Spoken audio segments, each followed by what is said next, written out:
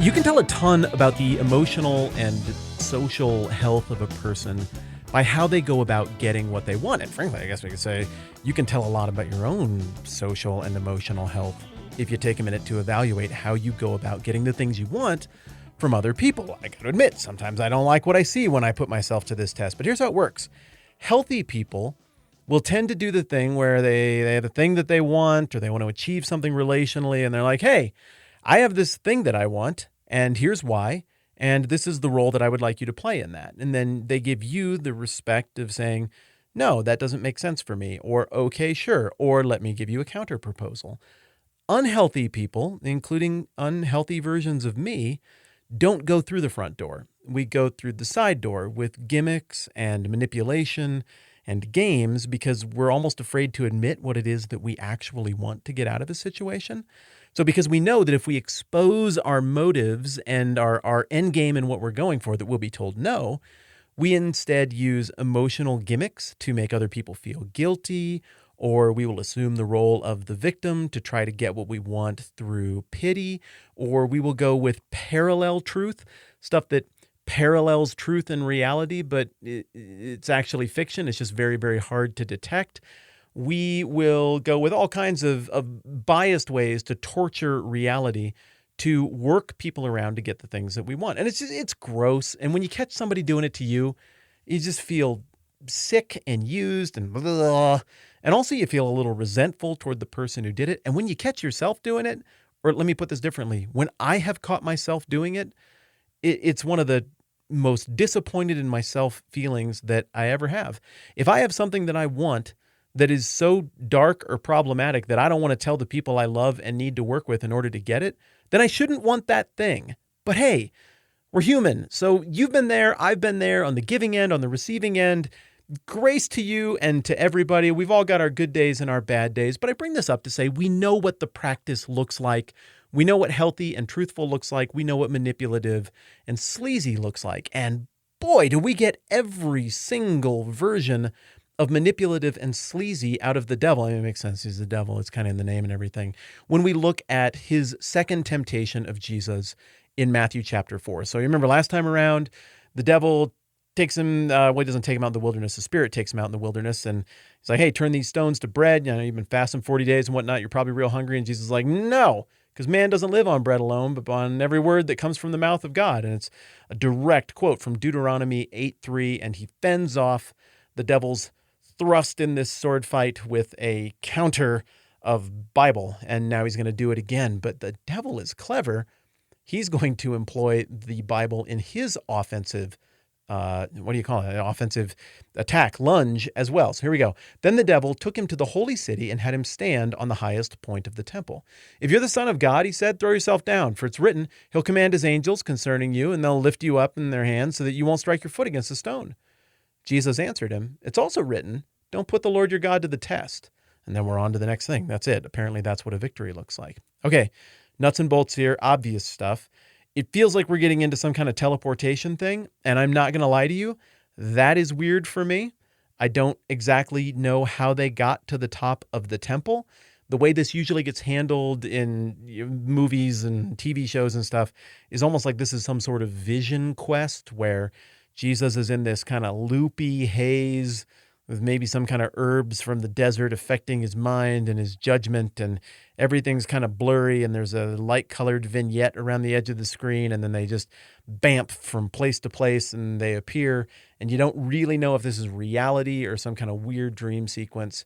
The text doesn't give us any indication that this is some dream sequence or vision quest. It is holding this out as the thing that happened. Now, is it possible that I am just wholesale misreading this text and that there's actually a lost genre of describing something that is more of a spiritual and metaphorical description of what's going on inside somebody's brain or a dream sequence? Yeah, of course I could be wrong about this. And of course, this could be somehow figurative or happening within the mind of Jesus, but I can only read this as I think it's being presented, and that is as though these two entities are standing on top of the temple. Well, okay, however they got there, whether this is literal or metaphorical, and I'm operating off the assumption that's literal, However they got there, I mean, there's obviously a ton of meaning wrapped up in that, right?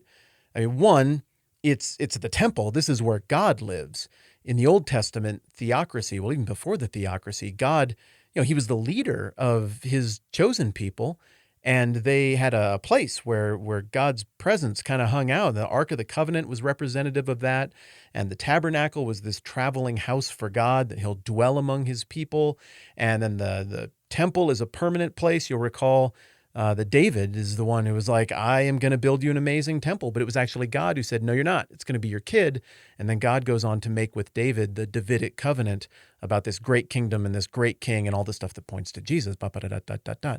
And so as a result, we've got a whole lot of history here that goes along with the idea of the temple being the dwelling place of God. Remember, the Holy of Holies, you can't even go in there. God lives in there amongst his people. And so to go to this spot, one, places Jesus metaphorically and literally above God, who dwells inside that temple down below. I mean, just think about that.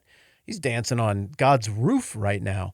Additionally, he's on top of everything. When I was a kid, I used to read the Uncanny X-Men and the additional X-Men series that came out, and I really liked just keeping up with all of the characters. And, whatever stories you ingest when you're drifting off to sleep or daydreaming, you imagine yourself being in the position of the heroes and interesting characters that you familiarize yourself with.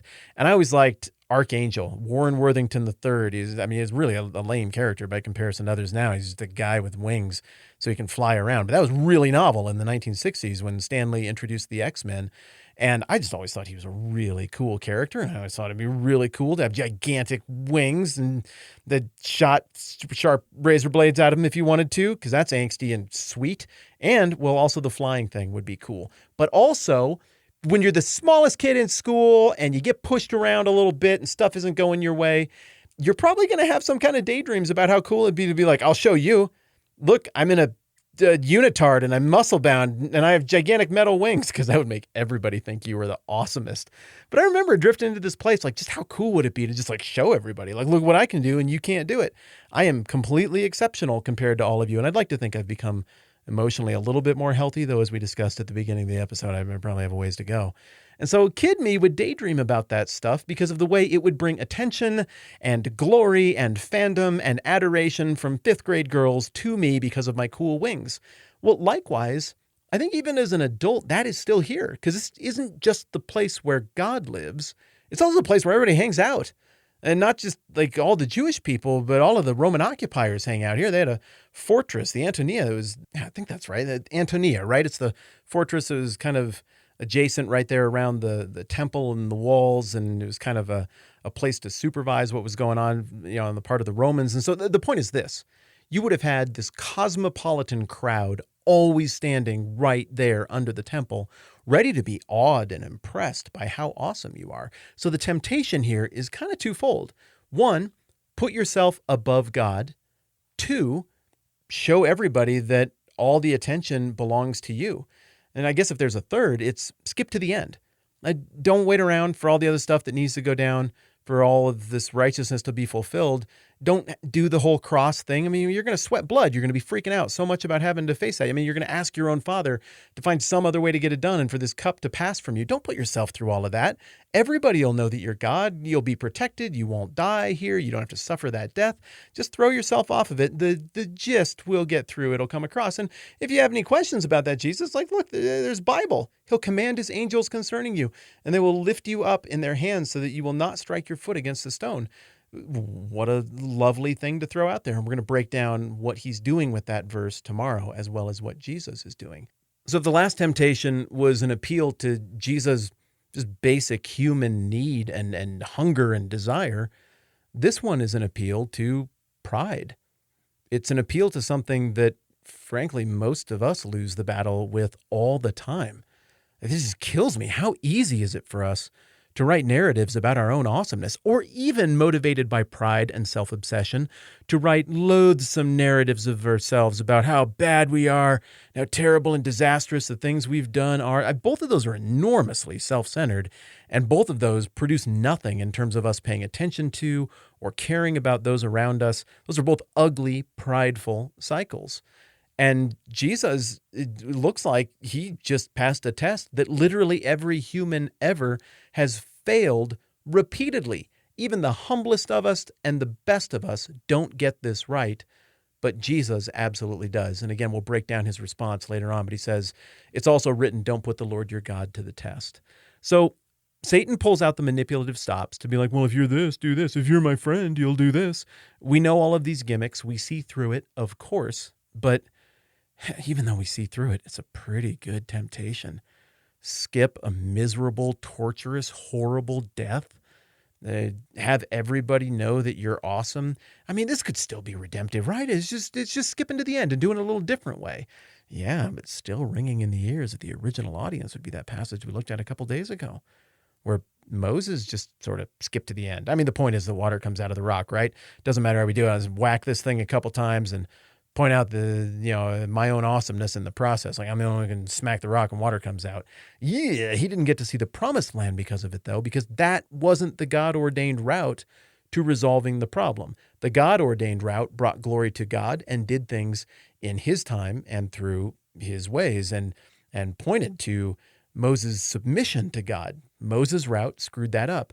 If Jesus behaves like Moses here, the stakes are a lot greater than you just don't get to see the promised land. So once again, the temptation, though it is manipulative and childish, is very real, and probably it would have worked on every single one of us if we were in that position. We're going to break down exactly how we got to this point and what the little sword fight involving Bible verses from the Old Testament is that's going on here. All right, I'm Matt. This is the 10-Minute Bible Hour podcast. More of this tomorrow.